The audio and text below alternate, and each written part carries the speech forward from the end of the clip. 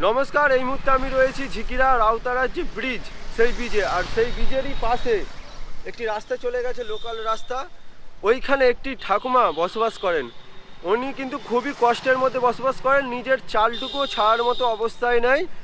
আর সব থেকে বড় কথা, এই স্বার্থপর দুনিয়ায় ওনার ছেলেও কিন্তু ওনাকে দেখে না।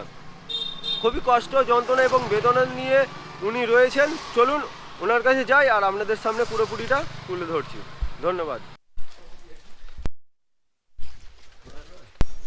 কেমন আছো? ভালো আছি। ভালো আছো? ওই আছি বাবা, যাই হোক। দিনকাল চলছে কেমন? দিনকাল খুবই অবস্থা খারাপ বাবা, এই তো পা ভেঙে বসে আছি।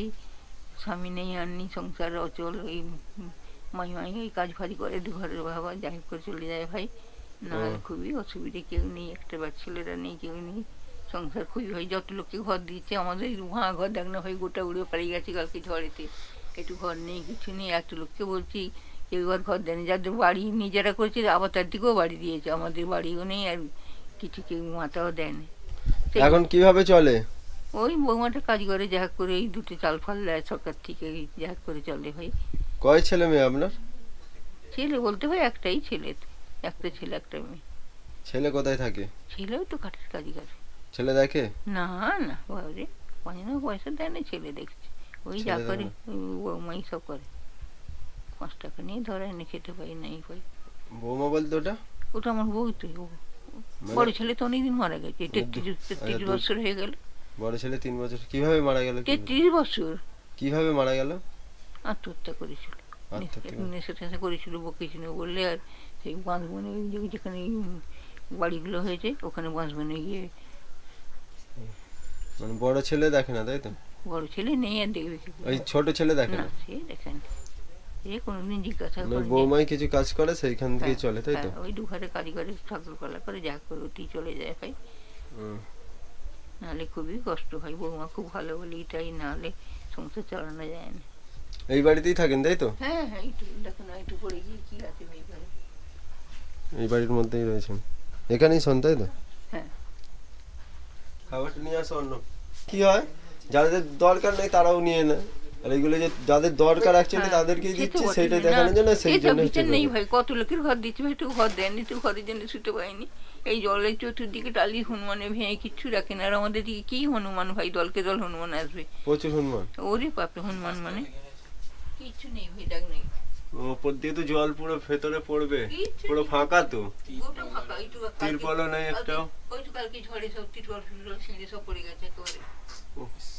কি পুরোই তো অবস্থা ভাই, ফাঁকা। আমাদের দেশগুলো কেমন, যাদের আছে তার দিকে ঘর দিচ্ছে, আর আমাদের একটু ঘর নেই, একটু কি অবস্থা। কিছুই সাহায্য করেনি। কতবার ঘর এলো ভাই, নামে পর্যন্ত এলো। মালতী খায়ের নামে, বড় মায়ের নাম মালতী। তো বন্ধুরা দেখতেই পাচ্ছেন যে এই যে ঘরের অবস্থা খুবই খারাপ, ওপরটা পুরো ফাঁকা হয়ে গেছে অনেকটা জায়গা নিয়ে। এনাদের কিন্তু বাড়ির অবস্থা খুব খারাপ। আর এনাদের কিন্তু মাথার ওপর হচ্ছে একটি তিরপলও নেই, আর সরকার থেকেও কোনো ব্যবস্থা করেনি। তো এখন আমরা এসেছি আজকে ওনার কাছে, তো চলো ওনার হাতে খাবারটা তুলে দিই। মুড়ি, এটা আমাদের তরফ থেকে আমরা যতটা পেরেছি আপনার জন্য নিয়ে আসছি। এরকম আছে দাদা আমার, এতে কিছু মুদিখানা বাজার রয়েছে, খুব ভালো ভাই। এতে কিছু মুদিখানা রইলো, এটা আপনি নেবেন। ঠিক আছে ভাই, সামনে নিয়ে আয় তোরে। সব বেঁচে থাকো ভাই, রাজা হো তোমরা। পরের জন্য কি এতে কিছু টাকা রইলো, এটা হচ্ছে আপনি হচ্ছে কিছু যা হোক কিছু যদি দরকার পড়ে কিছু কেনার কিনে নেবে, ঠিক আছে? আমরা আসছি। হ্যাঁ, এসো ভাই, ঠিক আছে, আসি। রাজা হো, এসো ভাই, এসো এসো এসো, আমি চুম খাই, এসো। আপনারা কারা? ওই তো ওষুধ যায় না। আমি ছোট, উনি বড়। কিভাবে থাকে উনি? আর কি বলো বাবা, কি আর বলবো। এই তো এই গায়েব করে খাচ্ছি, খাচ্ছি। দুজনে এই তারপরে বৌমা খাচ্ছে, আপনি বৌমা, তাই তো? হ্যাঁ, এই বৌমা খাচ্ছে আর ওই শাশুড়িকে খাচ্ছে, কি করবে? কি করেন আপনি? আমি এই লোকের আমি ঘরে সব রকমই করি, কি করবে?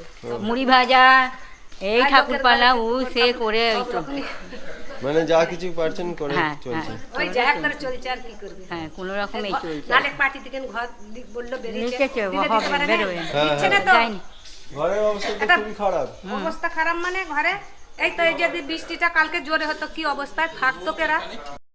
পিওসি বাগানের মঙ্গল কামনায় তার মামা সুদীপ বর শিবগাছিয়া শিবতলার বাসিন্দার আজকের ভিডিওর সমস্ত খরচ বহন করেছেন আমাদের তরফ থেকে বলবো ওনাদের ফ্যামিলির সকল যেন ব্যক্তি সুস্থ এবং সবল, ঈশ্বর ওনাদের মঙ্গল করুক।